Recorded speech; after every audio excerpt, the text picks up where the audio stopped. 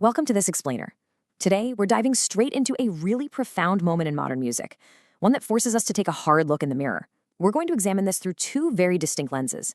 First, we'll talk about the shocking loss and the incredible, undeniable legacy of a young musical genius. And then, we're going to pivot. We'll look at the physical spaces, the actual fragile ecosystems that nurture and incubate this kind of culture. And we're going to ask a really important question. What are we actually doing to protect it? We have to start with the breaking news out of Nashville. 29-year-old hitmaker Brytavious Chambers, who the world knows as Tay Keith, was found dead in his apartment on June 18, 2026.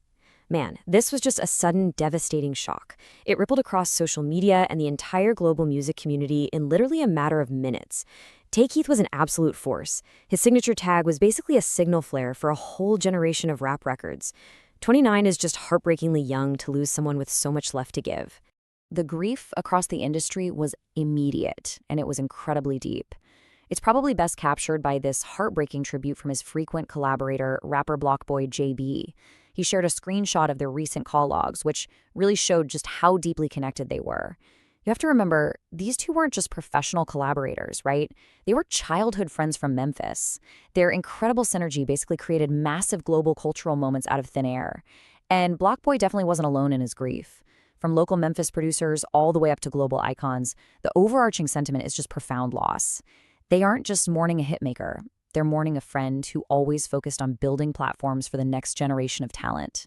Now, when a high-profile artist passes suddenly, the internet almost always fills the void with rumors. So let's clear the air and stick to the actual facts surrounding his passing. Police confirmed he was found unresponsive in his Martin Street apartment during a standard welfare check. Crucially, they have explicitly stated that absolutely no foul play is suspected. Officially, his death remains unclassified right now, pending a full medical autopsy and toxicology results. This definitive statement put to rest those unverified death hoax rumors and all the speculative blogs that initially caused so much confusion and pain online before the tragic reality was actually confirmed. Section 1. Architect of Modern Rap, the Rise of a Memphis Legend. Okay, let's look at how a teenager from South Memphis literally built a mainstream rap empire. Because to truly grasp the weight of this loss, we have to recognize the insane scale of what he accomplished in less than a decade. He started uploading beats to YouTube and DatePiff when he was only 14 years old. Fast forward to 2018, and he absolutely exploded into the mainstream with BlocBoy JB's Look Alive and Travis Scott's monumental hit Sicko Mode. But you know what's truly mind-blowing here? How he balanced it all. Picture this duality. In December 2018, the exact same month that Sicko Mode hit #1 on the Billboard Hot 100, he graduated from Middle Tennessee State University. He was literally flying back and forth from intense, high-stakes studio sessions in New York just to make it to a college classroom in Tennessee to take his exams. That is just an unbelievable level of drive. And that drive resulted in a seriously massive reach. Just think about the superstars he produced for. Drake, Travis Scott, Beyoncé, Eminem, Miley Cyrus, Sexy Red, Future, Lil Baby. Before even turning 30, he provided the skeletal, heavy bass architecture for some of the absolute biggest artists across all genres of music. We're talking 11 top 10 songs and 4 #1 hits on the Billboard Hot 100. He brought that darker, gritty, hyper-energetic sound of Memphis rap directly to stadium-sized audiences all over the world. It is incredible that he could seamlessly inject that signature underground Memphis bounce into Beyoncé's Grammy-winning Homecoming project or a Miley Cyrus track, all while remaining totally grounded in his own community. Section 2. The industry's unseen pressures, protecting the ecosystem. So the sudden loss of a prolific young talent like Tay Keith forces us to look way beyond the Billboard charts. We have to examine the health of the spaces where this culture is actually born and celebrated. Hitmakers don't just exist in a vacuum, you know? They're incubated in local studios, underground clubs, and those late-night grassroots scenes. These local nightlife ecosystems are the very foundation of the music industry, which begs a critical question. How are major cities actually supporting the late nights, the workers, and the immense mental health pressures of the nightlife industry? Think about the physical and mental toll of those endless 4 a.m. studio sessions. Nightlife work involves chaotic hours, incredibly high-volume environments, intense physical demands, and constant interactions. This exhaustion easily leads to severe stress and burnout for the workers, the artists, and the patrons. If we want to keep generating brilliant cultural architects, we have to ensure the ecosystem they rely on is actually sustainable and, above all, safe. Section 3. Making Nightlife Safer, the Cure Initiative. To see how we can actually fix this and build actionable policy, let's head over to New York City. The NYC Office of Nightlife's 2026 annual report reveals a total reimagining of city governance. Historically, nightlife has been heavily policed. We're talking immediate fines and large-scale multi-agency raids that severely disrupt business and antagonize owners. But this office operates completely differently. They serve as a non-enforcement liaison. They prioritize compliance assistance over punishment. They view these venues not just as places that serve drinks, but as vital cultural infrastructure that supports artists and protects marginalized communities. Through their CUR initiative, which stands for Coordinating a United Resolution with Establishments, 175 venues in 2025 were guided through a step-by-step process of mediation and safety training. Let's make this concrete. Imagine a local venue has a chaotic, loud line spilling out onto the street at 1 a.m. Historically, that triggers an immediate police raid and a massive fine that could completely bankrupt an indie promoter. But under the cure process, instead of an immediate fine, the police refer the venue to the Office of Nightlife. The office sits down with the owners, identifies the root causes, maybe it's a flaw in security planning or poor line management, and gives the business a real chance to fix the problem through education. And the data shows it absolutely works. A staggering 85% of these referrals did not require any further police inspection. Beyond just basic compliance, they are actively equipping venues with life-saving tools.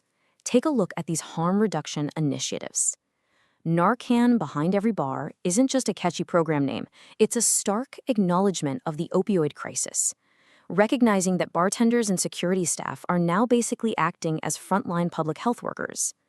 By distributing hundreds of naloxone kits to venues, they are quite literally saving lives.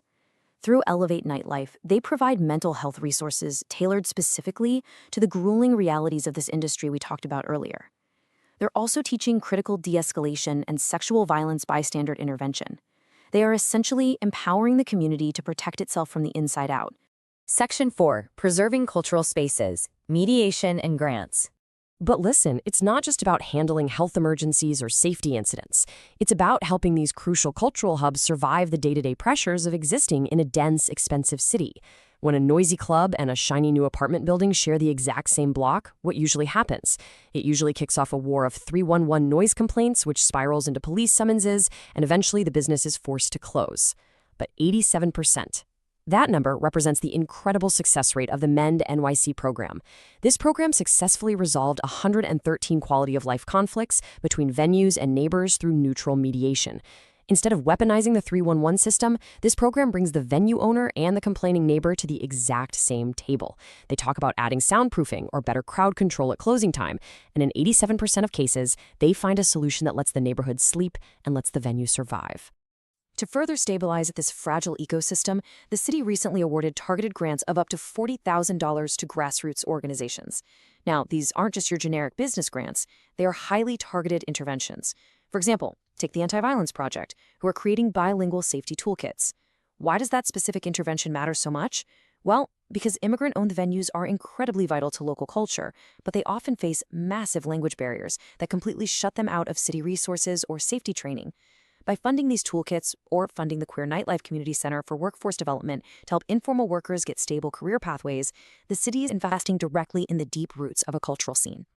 Section 5. The Future of Nightlife. Building a Sustainable Ecosystem. As we look forward, ensuring the survival of this music and life ecosystem requires acknowledging that the old ways of doing things just aren't working anymore. It requires long-term structural changes, because even with these great initiatives, the battle is far from over.